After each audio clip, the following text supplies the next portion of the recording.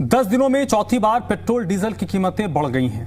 10 दिन पहले जो रेट था और आज जो रेट है उसमें ₹7.5 तक का अंतर आ गया है। सवाल है कि ये कहां तक जाकर रुकेगा, क्योंकि हम सबको पता है कि तेल के दाम बढ़ने से सभी चीजों की कीमतें भी बढ़ जाती हैं। ऐसे में अब कुछ संगठनों की तरफ से रियायत की अपील भी की जा रही है।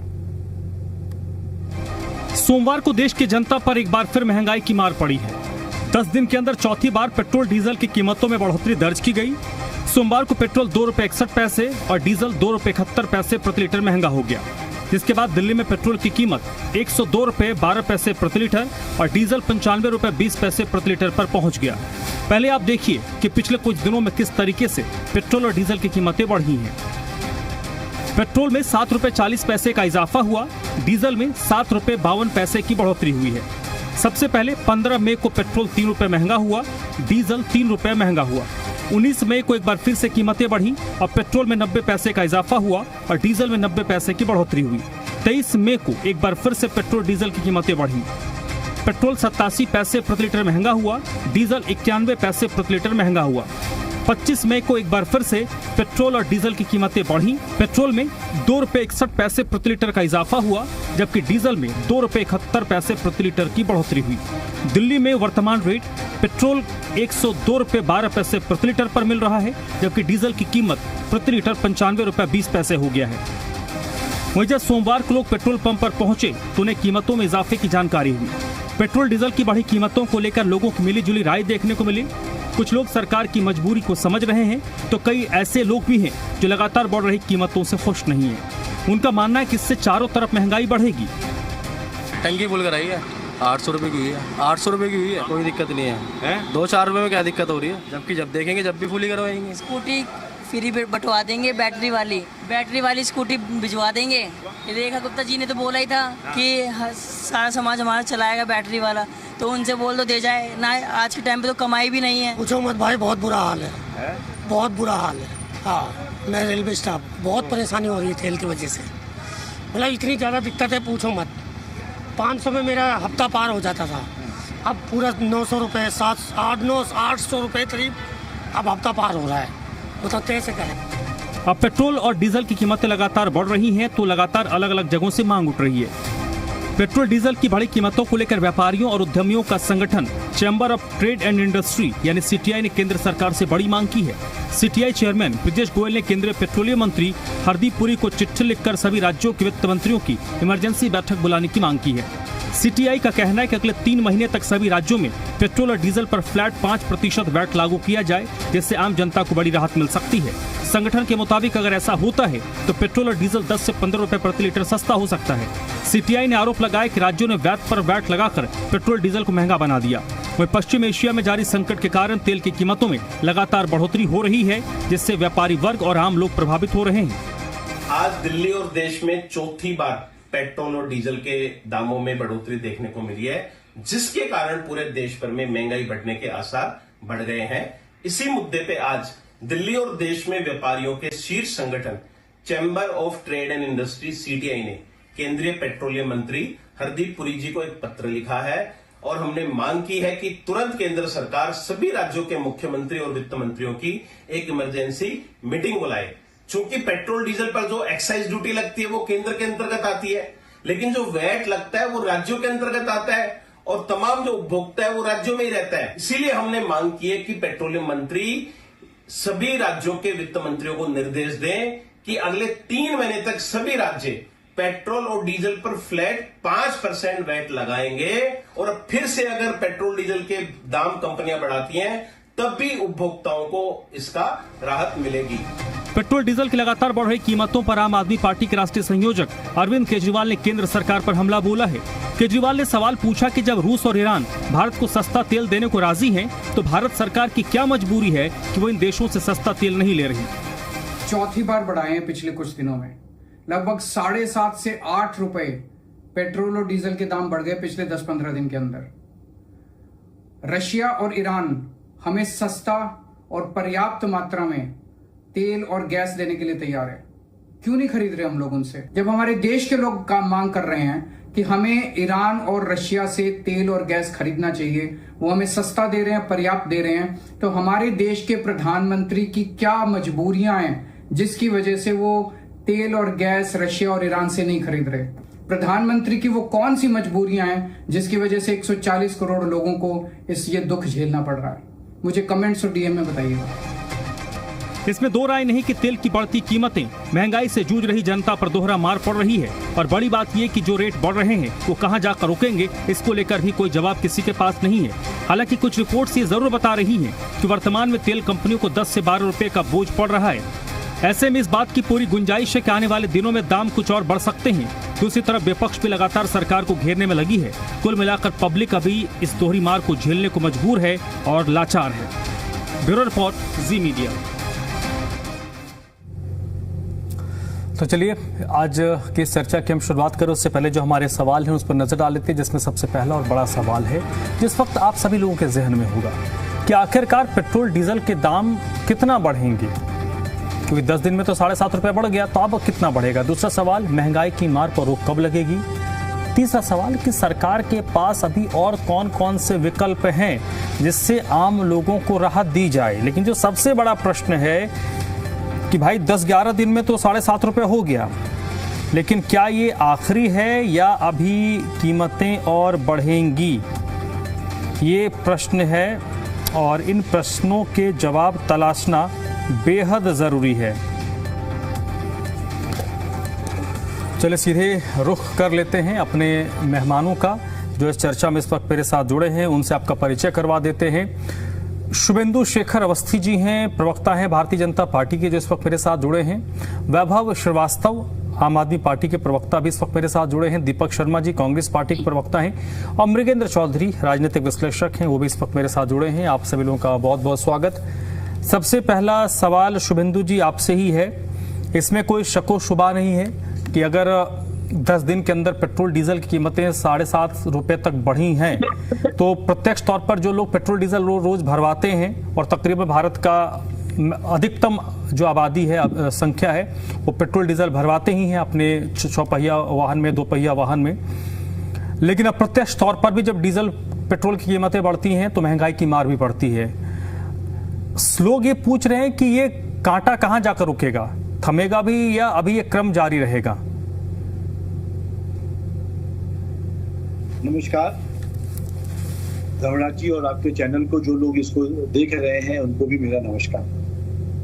भारत में ये जो वैश्विक संकट आया है, ये भारत के कारण नहीं आया है, 2 राष्ट्रों के बीच में मिडिल ईस्ट में झगड़े के कारण आया है, और इसको हम हैंडल करने की कोशिश कर रहे हैं। हम दूसरे देशों के कंपैरिजन में देखें तो वहां पे कई जगह पे 60% रेट बढ़ गया है, कहीं पे 55% रेट बढ़ गया है, कहीं पे 40% रेट बढ़ गया है, कहीं पे 22% बढ़ गया है। और उन देशों में भी जो इस लड़ाई में जिम्मेदार हैं, अमेरिका, वहां पे भी 25 से 30% रेट बढ़े हुए हैं। हमारे देश में अभी जो रेट बढ़ा है अप्रोक्सीमेटली 4-5% मैक्सिमम बढ़ा है, और हम कोशिश कर रहे हैं, और जैसी सूचनाएं आ रही हैं कि ईरान के साथ कुछ वार्ता पॉजिटिव रूट में जा रही है अगले 2 से 4 दिन के अंदर, ऐसा हो सकता है कि स्थितियां ठीक हो। कल के कंपैरिजन में आज थोड़ा दोपहर के बाद से प्राइस कम हुआ है, $88 भी चला गया था पर बैरल, और अब वो 92 के पास अभी है, मैंने 1 घंटे पहले देखा था। तो इस स्थिति को देख रहे हैं, कुछ उतार चढ़ाव को ध्यान में रखा जा रहा है, पर सब स्थितियों के लिए हम और आप दोनों लोग तैयार रहे, सरकार तैयार है, और हमारे पास लगभग 68 डेज 70 डेज का रिजर्व है, कोई तेल की कमी नहीं है। दूसरा चीज ये बात जरूर है कि वैश्विक स्थिति, झगड़े की स्थिति के कारण, लड़ाई की स्थिति के कारण हमें यहाँ पर तेल लाने में मुश्किल हो रही है। महंगे रेट पे तेल मिल रहा है, क्रूड रहा है। अब बहुत सारे लोग कहेंगे, हमारे विपक्ष के लोग लगातार कह रहे हैं कि उन कंपनियों को सपोर्ट करना चाहिए जिन्होंने प्रॉफिट कमाया है, लगातार कई महीनों तक उन्होंने लॉस किया है। 35-40 हजार करोड़ का लॉस हो जाने के बाद अब थोड़ा सा रिकवरी है। इस प्राइस को कंट्रोल सरकार कोशिश करती है करने की, बट ज्यादातर इसका एक फार्मूला बनाया हुआ है, वो भी कांग्रेस के जमाने का फार्मूला बनाया है कि क्या प्राइसिंग होना चाहिए। मेरा आज आपके डिबेट के माध्यम से उन सभी लोगों को रिक्वेस्ट है, जैसा कि प्रधानमंत्री जी ने भी रिक्वेस्ट किया है कि सोना ना खरीदें, कम खरीदें, विदेश ना जाएं और तेल का कंजम्पशन कम हो, क्योंकि ये वैश्विक संकट है। इसमें आपदा के समय पर जैसा विपक्ष अवसर ढूंढ रहा है, कल के राहुल गांधी जी के स्टेटमेंट को आप देख लीजिए, आज के केजरीवाल जी के स्टेटमेंट को देख लीजिए। ये कह रहे हैं कि रसिया से क्यों नहीं खरीद रहे हो। अब मैं क्या बताऊं कि हम रसिया से क्यों, हमने बंद कब किया है। तो फिर वो ये कहेंगे कि आप अमेरिका के ट्रंप के कहने पे सब कर रहे हो। हमको पूरी वैश्विक स्थिति देखनी पड़ती है। कांग्रेस के ही बहुत सारे बड़े नेता और पुराने नेता, शरद पवार जी का परसों स्टेटमेंट आपने सुना था, उन्होंने कहा बहुत अच्छी तरीके से इस समय भारत हैंडल कर रहा है। ये चाहते हैं कि हम चिल्लाएं, गाली गलौज करें। ये भी कहेंगे हमारे आपके चैनल पे 56 इंच सीना कहाँ गया, क्यों नहीं ट्रंप को दो टूक जवाब देते हैं, इस तरीके की बातें कर रहे हैं। ये उकसा रहे हैं। वैश्विक स्थिति खराब है।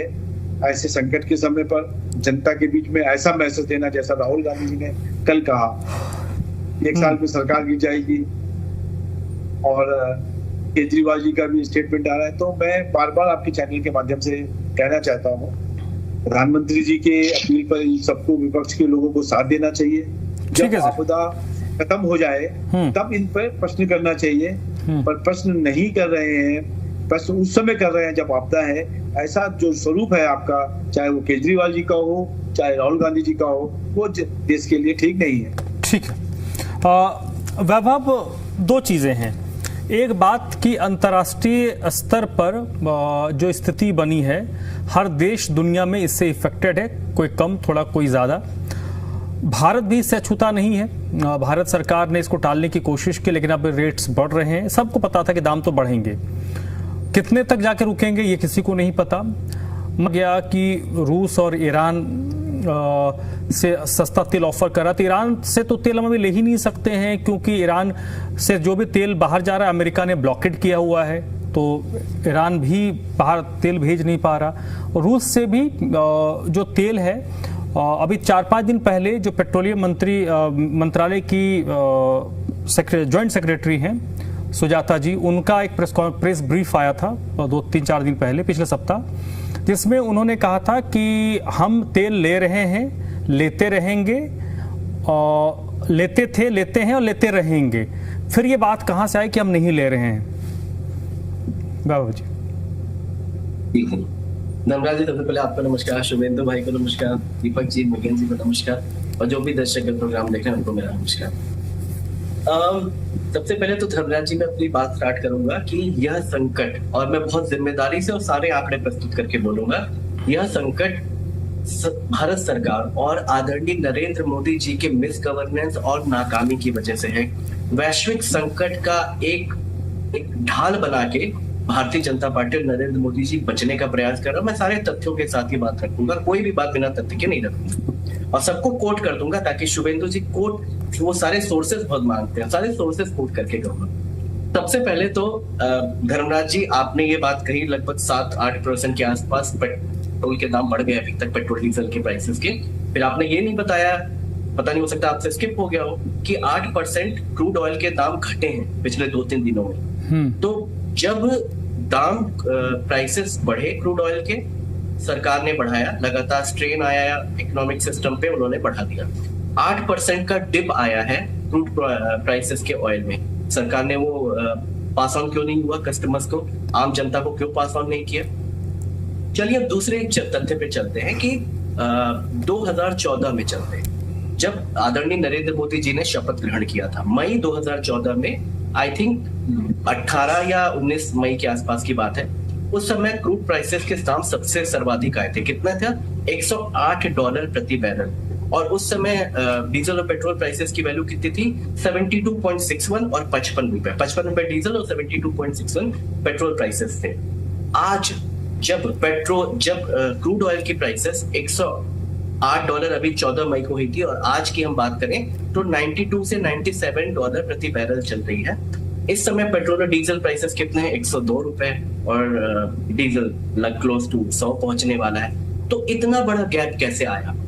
अब भारतीय जनता पार्टी के लोग फिर से रोना शुरू कर देते हैं कि ये ऑयल बॉन्ड खरीदे गए थे, इतना बड़ा लोन, इतना पैसा बाकी था, ये वो सब इंटरेस्ट था, ये था वो था, तो उसका रोना गाएंगे। अब मैं वो भी डेटा बता दूं, आईओसी और ओएमसी के द्वारा जो डेटा प्रस्तुत किया गया था उसमें लगभग मूल और इंटरेस्ट, प्रिंसिपल और इंटरेस्ट मिला के लगभग 4 लाख करोड़ का डेफिसिट था, जिसको डेब्ट था ऑयल बॉन्ड्स के था।